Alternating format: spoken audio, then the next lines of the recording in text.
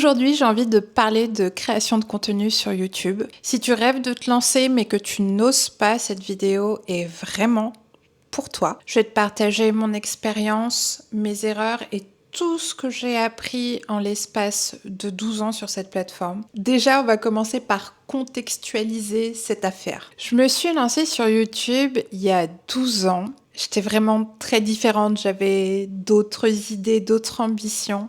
On approchait du mois de mars, du mois de mon anniversaire, et ma mère et ma sœur, en fait, ont fait moite-moite et m'ont offert une caméra pour que je puisse commencer à créer du contenu. Du coup, j'avais plus le choix, fallait que je me lance. J'avais plus aucune excuse. Ma première vidéo, je l'ai très mal vécue. C'était horrible. Déjà, j'étais pas à l'aise pendant que je filmais. C'était trop bizarre de parler à une caméra comme si c'était une personne. Et même après avoir filmé, quand j'ai vu le rendu, j'ai détesté ça. Se voir parler, se voir être mal à l'aise, c'est une épreuve à faire. Je me trouvais littéralement ridicule. Et je pense, très sincèrement, que quand on se voit la première fois en caméra, en train d'essayer de faire quelque chose et qu'on galère un peu, c'est vraiment normal en fait de ressentir toutes ces choses-là. Ça ne veut pas pour autant dire qu'elles sont vraies, mais c'est normal déjà de les ressentir quand on filme et de les constater quand on regarde. Parce que au final, personne ne naît à l'aise devant une caméra, genre personne n'est acteur de naissance, on l'apprend et on le cultive en pratiquant. Mais malgré tout ce sentiment de dégoût, de négativité envers cette première vidéo, je l'ai faite, je l'ai montée et je l'ai publiée. Et ça, avec du recul, je pense que c'était clairement le pas le plus dur à faire encore aujourd'hui. Je me dis, le plus dur à faire, en fait, c'est ta première vidéo. C'est de te lancer. C'est vraiment le truc le plus dur à faire. Parce qu'on est beaucoup à avoir, quand il réfléchit, on est beaucoup à avoir des idées de vidéos. On se dit que quand on fait un truc, ah, si ça c'était clippé, ce serait trop bien. Si je faisais une vidéo là-dessus, si je faisais un concept comme ça, ce serait trop bien, ça intéresserait beaucoup de gens. Et la plupart du temps, c'est vrai en fait, ce sont des super idées. Le problème entre l'idée et l'action, c'est qu'il y a de très peu de personnes qui osent passer à l'action, qui osent faire le premier pas, parce que c'est hyper inconfortable, c'est hyper désagréable, on a l'impression de faire n'importe quoi, mais il faut le faire. Il faut commencer, parce qu'en fait, si tu commences pas, tu commenceras jamais. Et il y a très peu de gens qui font ça. C'est comme dans l'entrepreneuriat, il y a très peu de gens qui osent passer de l'idée qu'ils ont dans leur tête d'entreprise ou de produits à créer ou de concepts ou d'applis ou de sites, bref, ou de services, qui osent dire « Ok, je vais le faire, je me lance ». Il y a très très peu de personnes.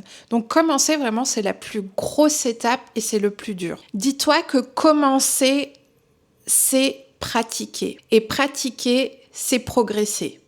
Il n'y a que comme ça que ça fonctionne. Ça commence par commencer. Personne ne peut faire une masterclass du premier coup.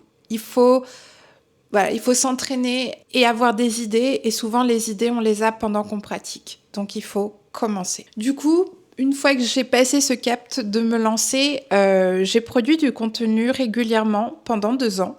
Et j'abordais un sujet dont très peu de gens parlaient encore en France à cette époque-là. Et du coup, vu que c'était un peu... il y avait de la demande et personne ne le faisait encore en France de manière régulière. J'ai eu de la chance, j'ai eu une audience assez vite et je me suis fait monétiser assez rapidement. Mais, et il y a un mais, vu que c'était un sujet assez polarisant, encore plus à l'époque que maintenant, c'était 50% d'amour, 50% de haters.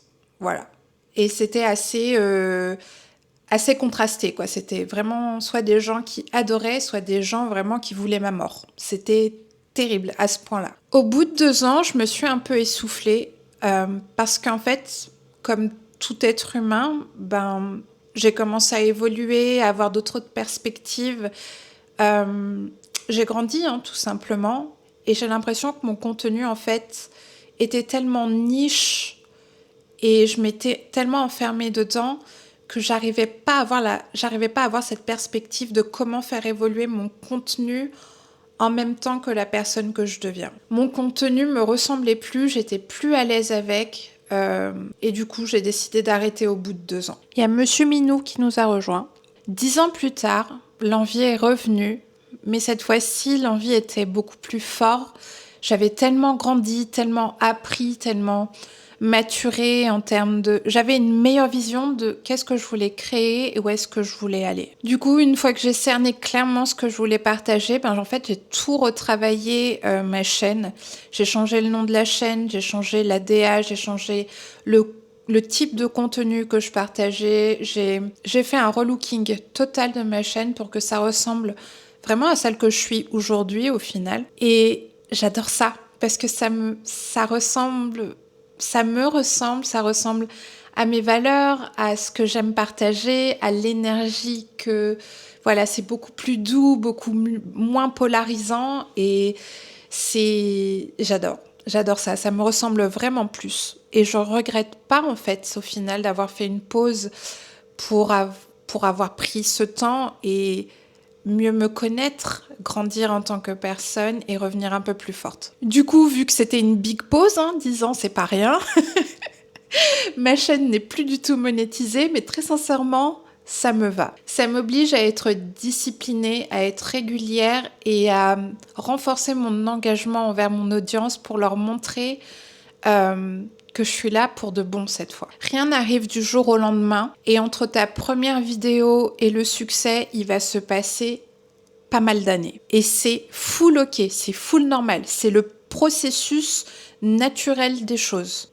Tu vas te chercher, tu vas expérimenter, tu vas apprendre, tu vas faire des pauses et recommencer. Et c'est normal dans un processus créatif de passer par toutes ces étapes-là. Et surtout quand c'est une plateforme où tu es amené d'une manière ou d'une autre à t'exposer, que ce soit la voix ou d'image aussi. Et parfois, dans ce processus où que tu n'as pas beaucoup de personnes qui te regardent, ça peut arriver, ça m'est arrivé là il n'y a pas très longtemps, tu as un contenu sans raison aucune qui va devenir viral. Est-ce que c'est une bonne chose ? Pas forcément. Parce que ça veut dire qu'en fait, tu vas avoir beaucoup, mais vraiment énormément de vues. On parle de l'ordre du million au même 400, 500K. Pour un petit créateur peu connu, c'est beaucoup. C'est vraiment beaucoup de flux. Mais il y a très, très peu d'engagement. Et du coup, en fait, tu vas toucher une audience qui est beaucoup plus large que celle à la base à qui tu t'adresses. Et du coup, c'est des personnes qui n'auront pas le contexte, qui n'auront pas connaissance de ce que tu fais. Et du coup, tu as des commentaires qui n'ont aucun sens. Parfois, et ce qui est terrible aussi, c'est que ça va fausser toutes tes statistiques sur YouTube parce que YouTube se base sur ce que tu fais en temps normal. Et quand tu vas buzzer très fort, très vite sur un contenu comme ça, random, ça va augmenter tous tes indicateurs et du coup, tout ce que tu vas produire derrière, même si tu fais le nombre de vues que tu faisais habituellement avec le même taux d'engagement, tous tes indicateurs vont être dans le négatif parce qu'il va se baser sur la vidéo qui est devenue virale.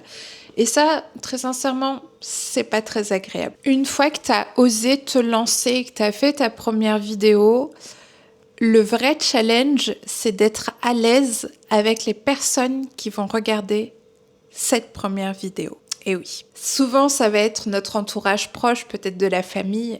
Et quand tu ne crées pas de vidéo, quand c'est pas quelque chose que tu fais déjà personnellement, tu te rends pas compte de tous les efforts et de tout le travail qu'il faut faire pour produire une vidéo, même amateur. Et souvent, quand ces personnes vont regarder et qui vont vouloir bien faire, vont te donner des conseils ou critiquer. Quand je dis critique, c'est dans le sens pour aider la personne, de la critique constructive, tu vois.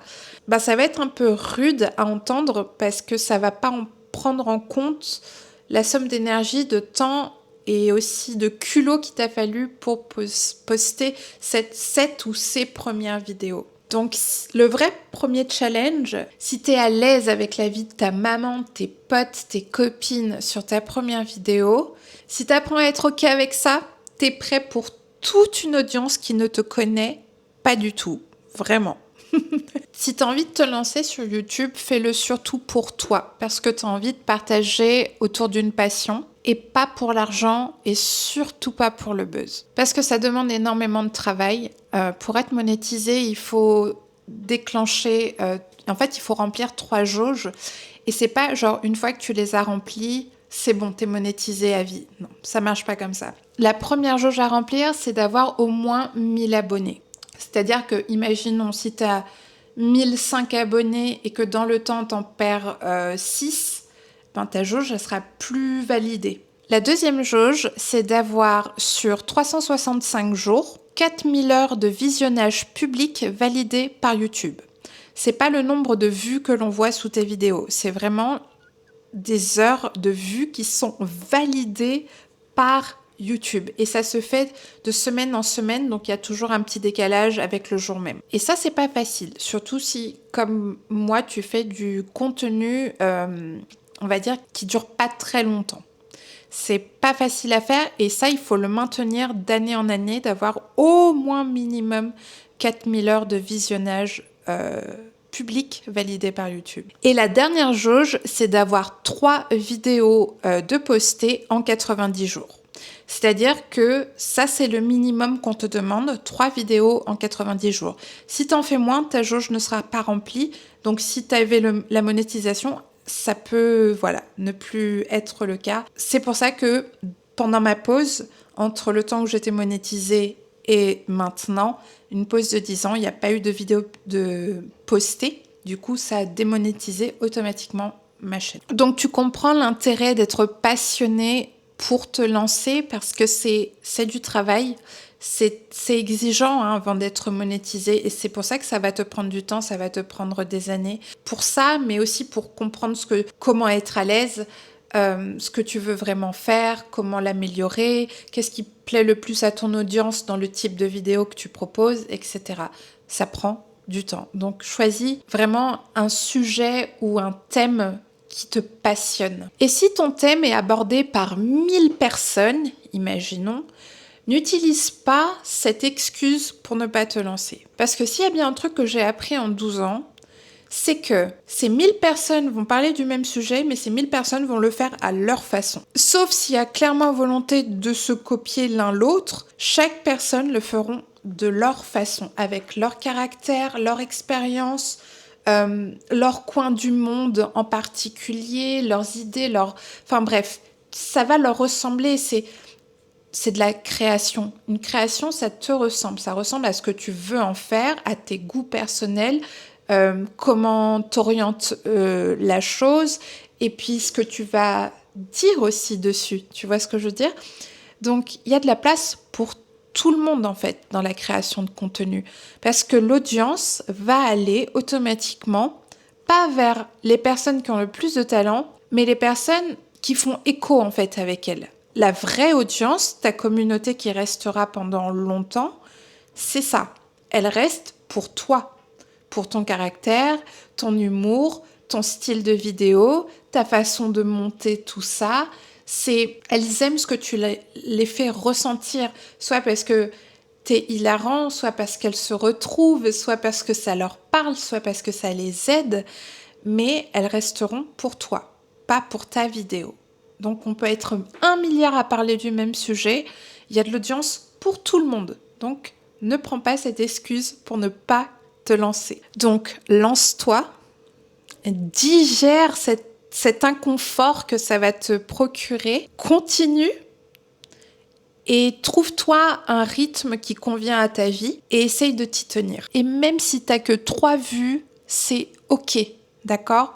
Ça veut dire que c'est comme si tu avais parlé devant 3 personnes. Donc si tu es une personne timide et introvertie comme moi, c'est déjà énorme. Pense à ça toujours. C'est 10 personnes, c'est 20 personnes. Ouais, mais c'est 20 personnes. Donc genre, mets 20 personnes dans une salle, c'est déjà beaucoup pour quelqu'un qui commence et qui a besoin de rouler sa bosse et de pratiquer, pratiquer, pratiquer. C'est déjà cool en fait, 20 personnes qui regardent ta vidéo. Je dirais même que c'est le meilleur moment où tu peux tester plein de trucs, tu peux expérimenter, tu peux switcher des choses, tu peux changer des choses et tout, et voir comment ce peu de personnes réagissent à tout ça. Est-ce que ça leur plaît plus? Est-ce que ça leur plaît moins? Est-ce que toi, tu t'y retrouves plus dans ce type de contenu et tout? C'est vraiment la meilleure période où t'as pas beaucoup de personnes qui regardent pour prendre tes repères, en fait, pour te construire, pour trouver ce que tu veux vraiment faire. Parce que quand tu auras réussi et que tu auras des contrats et des deadlines, là, c'est pas la passion qui va te pousser au cul, c'est la pression. Et c'est une réalité. Ça aura beau être un sujet passion, quand tu as des obligations pour être rémunéré envers certaines marques, envers certains collaborateurs, etc., etc., c'est pas facile parce qu'il faut que ce contenu soit approuvé par la marque ou le collaborateur avant d'être validé, et donc tu devras éventuellement recommencer toujours avec cette deadline. C'est énormément de travail, c'est énormément de pression, et ça, on l'oublie beaucoup. Donc choisis vraiment un sujet qui te passionne, une niche qui te passionne. Ce sera plus facile à digérer quand tu atteindras ce niveau de réussite et que tu auras des contrats, des collabs, des partenariats, etc., etc., qui te permettront du coup de vivre de création de contenu autour de ta passion, ce qui est génial et énorme en soi. J'aimerais beaucoup que plus de gens comprennent ce que c'est que créer du contenu, parce qu'il y en a encore beaucoup qui pensent que il faut juste filmer et poster. Mais c'est tellement plus que ça en fait. Le travail, il commence avant même d'avoir allumé ta caméra. Trouver un sujet, chercher un concept, faire des recherches, écrire et structurer ce que tu as envie de dire. Ensuite, allumer ta caméra, tourner et parfois recommencer parce que tu bloques ou que tu bégayes sur certains trucs. Et répéter, ça m'arrive moi dans ma chaîne principale de répéter parfois 20 fois une phrase et de sentir vraiment que tu as les cordes vocales usées parce que tu as maintenant les types de contenu où tu dois tenir en 60 secondes. Il faut que tu aies tout dit en fait, qui est ton intro, ton sujet de vidéo, ton outro, et il faut tout donner. C'est cardio. Et pendant que tu tournes, il faut penser à prendre les photos pour les miniatures. Ensuite, il faut monter, ce qui prend parfois plus de temps que de filmer au final. Ensuite, il faut travailler ta description, il faut faire les chapitres de tes vidéos pour la rendre beaucoup plus fluide pour les personnes qui ont envie de la regarder. Ensuite, il faut mettre en ligne, etc.,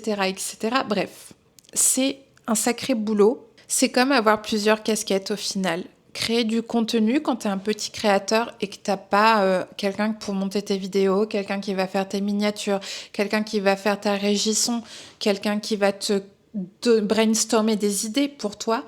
C'est vraiment être plusieurs personnes, c'est avoir plusieurs casquettes. T'es auteur, scénariste, acteur, réalisateur, monteur, community manager et commercial. Genre, tu dois être tout ça à la fois. C'est cardio, vraiment c'est cardio. Les gens se rendent pas compte. Quand je me suis lancée il y a 12 ans avec la caméra qu'on m'a offert, des fois je devais refilmer parce que c'est celle-là. Je devais refilmer parce qu'en fait, j'étais hors champ vu que j'avais pas de retour. Donc, des fois, il me manquait ma tête ou j'étais mal centrée ou je montrais un truc et on le voyait pas. Donc, c'était vraiment des fois très agaçant et ça me demandait beaucoup d'énergie. Je me rappelle, mes premières vidéos, j'y mettais tellement d'énergie et on va dire que mon matériel, en plus, était compliqué à gérer pour quelqu'un qui débute, que je mettais des journées entières à tourner les vidéos et 2-3 jours en plus pour monter la vidéo, parce que c'était vraiment intense. Alors qu'aujourd'hui, avec un bon téléphone, tu peux facilement faire des vidéos, tu peux avoir des retours avec... Il y a des petits miroirs qui se mettent, où tu mets un miroir derrière et tu vois le retour. Enfin... Les outils sont tellement plus simples maintenant pour tourner des vidéos. À l'heure actuelle, mon matériel forcément a évolué. Moi, je te parle de quand je me suis lancée il y a 12 ans. Là, maintenant, j'utilise une G-Osmo Pocket 3 pour filmer. Donc, il y a stabilisateur. Elle fait tout sauf le café. J'ai un micro G aussi, Mic 2, qui coûte 60 €. Pour monter mes vidéos, j'utilise Filmora. Là, on en est à la version 15. C'est un logiciel payant de montage. Moi, je l'utilise depuis mes débuts sur YouTube. Donc, il y a 12 ans. Je l'ai toujours et j'en suis toujours aussi satisfaite. Et après, tu as plein d'autres softwares que tu utilises comme Canva. J'utilise aussi ChatGPT pour faire du référencement. Tu peux commencer avec des logiciels gratuits. Il n'y a vraiment aucune raison en fait de ne pas se lancer aujourd'hui. Sauf si tu as envie de le regretter. De te dire, ah, peut-être que si j'avais essayé. Franchement, lance-toi. Lance-toi. Au moins, tu pourras plus dire, peut-être que si j'avais essayé, peut-être que ça aurait donné quelque chose, peut-être que ça m'aurait plu. Faut pas avoir de regrets dans la vie. Donc si tu as envie de te lancer, si ça fait un moment en plus que ça te traîne dans la tête, lance-toi. T'as vraiment rien à perdre. Rien à perdre. Même le matériel en soi, si tu as un bon téléphone, c'est pas vraiment une excuse. J'ai pas de light. J'ai pas de light. Quand des fois, tu vois, là, j'ai des baisses de lumière parce que on est quasiment en hiver et que voilà, la luminosité, c'est pas toujours ça. Moi, j'ai pas de light. Je le corrige au montage. J'augmente un tout petit peu la luminosité. Voilà, moi je fais comme ça. Tu vois, il n'y a pas besoin de trucs de ouf pour produire des vidéos. Je vais te le répéter une dernière fois en conclusion de cette vidéo, mais si tu y penses depuis longtemps, lance-toi. Qu'est-ce que tu attends? Tu auras zéro regret parce que c'est en faisant qu'on apprend et c'est en faisant qu'on devient meilleur. Au final, c'est vraiment ça le secret. Si je regarde ma première vidéo de cette année, je ne serais pas satisfaite. Si je regarde ma dernière vidéo de cette année, là, je me retrouve plus, tu vois. C'est comme ça tout le temps. Et quand je regarderai la vidéo que je te dis aujourd'hui que je suis satisfaite dans 3 ans, j'aurai des trucs à dire parce qu'en 3 ans, j'aurai encore affiné ma façon de faire, etc., etc. La création, c'est un truc qui s'améliore tout le temps dans le temps parce que ça s'améliore avec toi et tes connaissances et tout ce que tu apprends et tout ce que tu deviens aussi. Donc vraiment, lance-toi, lance-toi, lance-toi, lance-toi. En plus, on vit à une ère où se lancer sur TikTok, se lancer sur Insta, se lancer sur YouTube, même se lancer sur Twitch, c'est des choses qui deviennent de plus en plus accessibles et les gens ont envie de retrouver des gens comme eux. Même si on a la chance d'avoir énormément de créateurs français sur toutes les plateformes qui ont des concepts de fou, ils sont partis de zéro et ils ont fait avec ce qu'ils avaient. Alors parfois ils n'avaient pas beaucoup d'argent, ils ont fait des trucs mais ils ont fait et ils sont restés assidus parce qu'ils y ont mis tout leur cœur et toute leur énergie. Et il faut pas que tu l'oublies. Voilà, faut pas que tu l'oublies. Il faut que tu fasses pareil, surtout si c'est passion et que t'aimerais bien que dans 5 ans, imaginons, tu puisses te dire « Waouh, j'arrive à générer un peu de revenus grâce à ça. » Imagine, ça serait trop trop bien. Ça pourrait t'ouvrir peut-être même une porte pour quitter le salariat. Moi, je sais que les personnes qui ont commencé quand moi j'ai commencé il y a 12 ans et qui n'ont pas arrêté quand moi j'ai fait ma pause de 10 ans, elles en vivent. Et elles en vivent et c'est des super créatrices. Tout est possible, surtout si tu y mets ton cœur et que tu es régulier. La relation avec ta communauté ou les personnes qui s'abonnent, t'appelles ça comme tu veux, c'est une vraie relation. C'est-à-dire que si tu te dis que tous les lundis à telle heure tu vas poster ta vidéo, ils seront là et ils vont attendre. Et si tu brises une fois leur confiance, ils vont se casser ailleurs. Voilà, ils sauront que tu n'es pas une personne de confiance. C'est à toi de leur prouver que tu es engagé dans ce que tu dis que tu vas faire. Voilà, c'est comme une relation avec n'importe qui en fait. T'as pas envie qu'on te pose un lapin quand on te donne rendez-vous à 8h du mat. Eux, c'est pareil. Donc voilà, lance-toi, digère l'inconfort, entraîne-toi. Voilà, on s'en fout qu'il y ait 3 personnes qui regardent tes vidéos, on s'en fout que ce soit que ta mère. Tu produis tes vidéos, sois à l'aise avec, commence à prendre des repères, comment faire ci, comment faire ça, nanani, nanana. Et une fois que tu es à l'aise avec le processus de création, donne-toi un rythme cohérent avec ta vie. Voilà, surtout si tu as un travail à côté ou que tes parents ou tu es étudiant ou quoi que ce soit. Trouve un rythme cohérent. Voilà, va pas te burn out avec la création de vidéos si tu n'as pas beaucoup de temps libre aussi à côté. Fais ça et tu le regretteras pas parce que ça fait trop du bien de créer même quand il y a 3 personnes qui regardent. C'est quelque chose que tu as pensé, que tu as matérialisé et qui est là comme ça. Et que tu pourras re-regarder X années après. Et ça, c'est cool. C'est vraiment, vraiment cool. En attendant la prochaine vidéo, je te dis, prends soin de toi car tu es ta priorité toujours. Eh oui, toujours. Des bisous. À dimanche prochain.